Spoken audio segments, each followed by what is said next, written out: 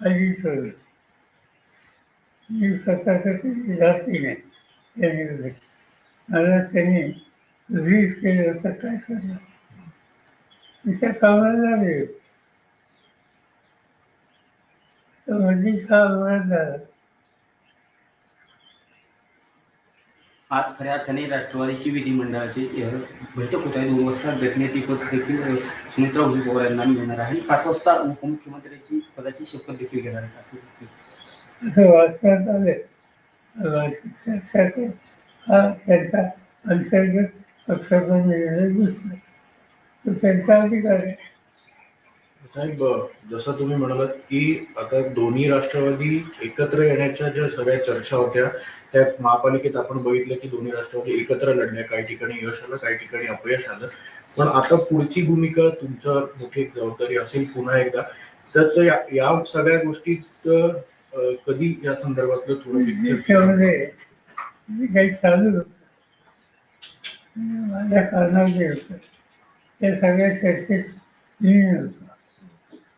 पण अजित दादा, जयंत चौकासी, शशिकांत शिंदे असे आमचे काहीच काही याच्यात सतत होते आणि ते त्या सगळ्यांना एकत्रित करण्याच्या प्रक्रियेचा जवळ पोचले होते.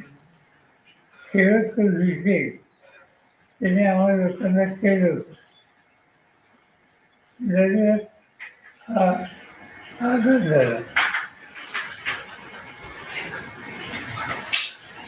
साहेब, येत्या काळातल्या सगळं हे मोठी जबाबदारी पुन्हा एकदा सगळ्या तुमच्या पक्षातल्या लोकांवर असेलच.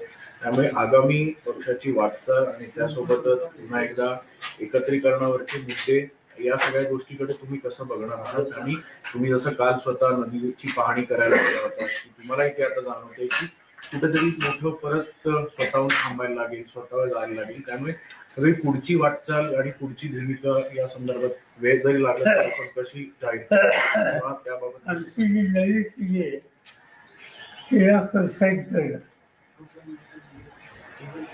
आणि आधी जगाच्या गाड्याला एक प्रचंड धक्का बसला झाला तो भरून काढण्याच्या दृष्टीनं हे जे करता येईल ते करतो. साहेब, आज शपथविधी होत आहे. शपथविधीला पवारपैकी कोण कोण असणार? माहिती आहे तुमच्या वर्षांपासून वाचल्या बाकी आम्हाला माहिती आहे. साहेब, आपण उपस्थित राहणार अशी बातमी आहे काय? काय आपण जाणार आहे? नाही काही माहितीच नाही आणि आहे का हे माहिती. साहेब, खरं तर या संदर्भात कुठली चर्चा झाली तर अजितदादांच्या जाण्यामुळे अनेक गोष्टी ज्या आहेत त्या वेगळ्या झाल्या असं दिसतं. त्या संदर्भात कुठची चर्चा झाली का तुमची आणि इतर राष्ट्रवादीशी या संदर्भात शपथविधी होते किंवा कुटुंब मनाची कुठली? कुणाची नाही. नरेश दादा काल आलते, सुप्रिया बी त्या नवीन सागर कोण हे मला माहिती. या घराचा नवीन ओळखत काल आपण तातडीने नदीवर येऊन पाहणी केली. एवढं दुःख असताना हा जे बोलत तिथं त्या खाण्यामुळे फार लोकांना यात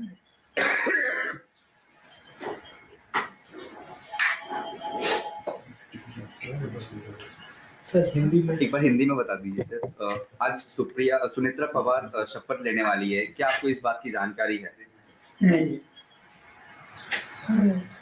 तय किया होगा तो उनके पार्टी ने तय किया होगा और जो अखबार में आया है इससे लगता है कि पार्टी ने कुछ तय किया है क्योंकि कुछ लोगों का नाम आया है जैसे प्रफुल्ल पटेल, जैसे जो उन्होंने इनिशिएटिव लिया है चलिए इनके पार्टी ने इंटरनल कुछ न कुछ तय किया होगा। कल नरेश अरोड़ा की मीटिंग हुई थी सुनेत्रा पवार के घर,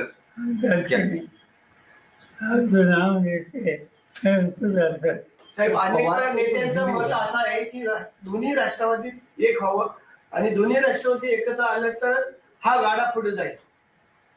असं आहे, दोन्ही राष्ट्रवादी एकत्र यावं याच्यावर गेली 4 महिने पक्षाची चर्चा चालू. आणि ती चर्चा त्याचं नेतृत्व अजित पवार, जयंत पाटील यांच्याकडे होतं. सगळं डिस्कशन या लोकांनी केलं. दुर्दैवानं त्या अपघातामुळे याला खंड पडेल असं शिक्षण दिसतं. काल साहेब खऱ्या अर्थाने तटकरे साहेब असतील किंवा भुजबळ साहेब असतील यांनी जी मुंबईमध्ये चर्चा केली याची कल्पना कुणाला देण्यात आली होती का? कारण मला माहिती मी वाचलं सकाळी.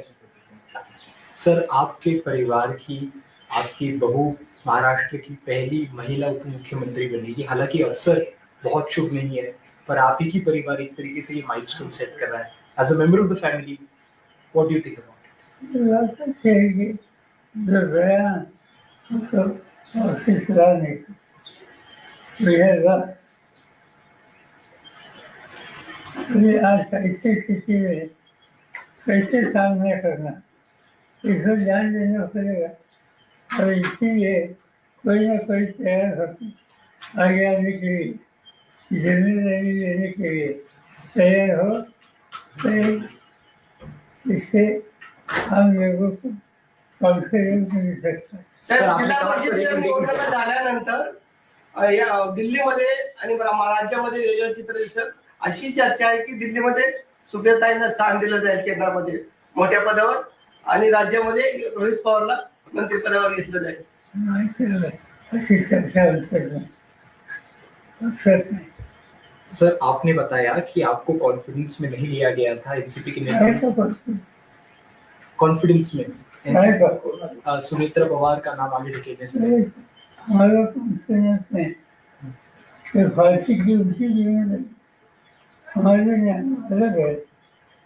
पर क्या आपके परिवार के हैं, आपका परिवार इसमें काफी क्लोजली इन्वॉल्व है?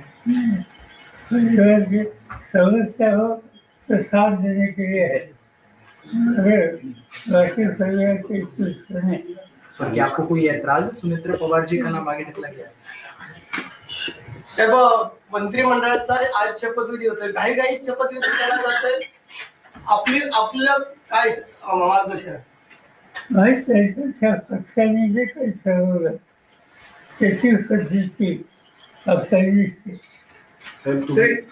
अचानक पद्धतीनं सुनेत्रा पवारांचं नाव पुढे येतं. खरं तर हा अपघात अचानक झाला आणि अचानक पद्धतीनं सुनेत्रा पवारांचं नाव उपमुख्यमंत्री पदासाठी पुढे येतं. नेमकी काय कारण तुम्हाला अशी वाटतं की ही कारण या संदर्भात असू शकतात? आणि पक्षाची जबाबदारी करणार असते ते गेले कुणीतरी यायला पाहिजे आणि त्याच्यातून पक्षाने निर्णय घेतलेले सगळं मान्य आहे, पण किमान दुखवटा तरी पूर्ण झाला पाहिजे ना. एवढी घाई कशासाठी? कोण करताय सगळं? जयंत पाटील प्रफुल्ल पटेल हे सगळं भाजपचं सांगण्यावरून करतात. असं एक जयंत पाटील आणि दादांची सूर समोर येते. चर्चा सुरू होती, परंतु आता जी राज्यातील घटना परिस्थिती घडत आहे यावरती कुणी भाष्य करायचं नाही. परंतु शशिकांत शिंदे वेळोवेळी सांगतायत की आम्ही एकत्र हा निर्णय घेतला होता, परंतु आता जे निर्णय होतात तर काय कसं पाहताय निर्णय? मला एवढं माहिती आहे की आमचा पक्ष आणि अजितदादांच्या पक्षाने एकत्र काम करण्याची प्रक्रिया सुरू करावी त्याच्यात एक होत होता. सिरीज ऑफ मिटिंग आणि निर्णय आत्ता जाहीर करायचा होता 12 तारखेला आणि ही तारीख अजितची दिलेली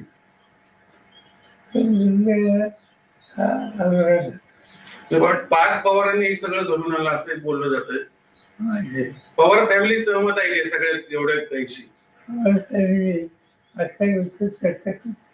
तुम्हाला किमान सांगितलं गेलं तरी नाही का की बाबा आम्ही असं असं करतोय?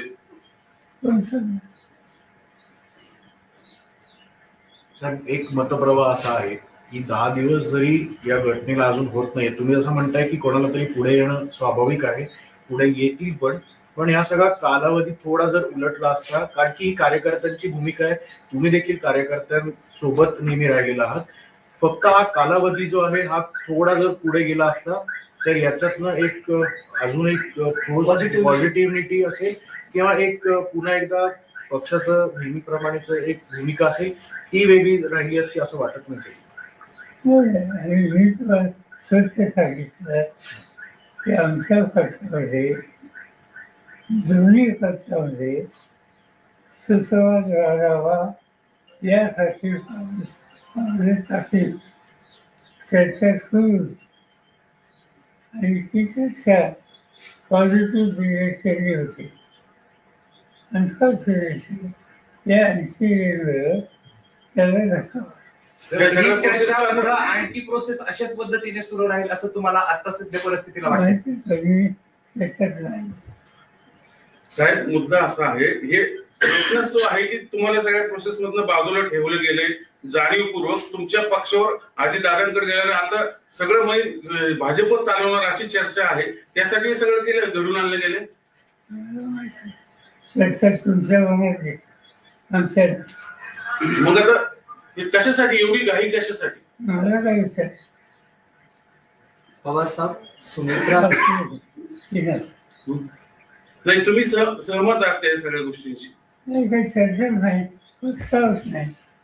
मग आता दोन्ही राष्ट्रवादी दादांची इच्छा होती, दादांची इच्छा होती ती खुली हवी ही आमची इच्छा. पण आता त्यांची दिसत नाही हे सगळं झालंय त्याच्यावरून, असं दिसत. असं काही सांगता येत एकदम सांगतो. साहेब, एकंदरीत हा जी परवा झालेली घटना संपूर्ण राज्याला नाही तर देशाला चटका लावून जाणारी आहे. अशा अपघात वारंवार घडले, परंतु बारामतीच्याच ठिकाणी हा दुर्दैवी अपघात घडावा याची तांत्रिक मूल्य काय असावे?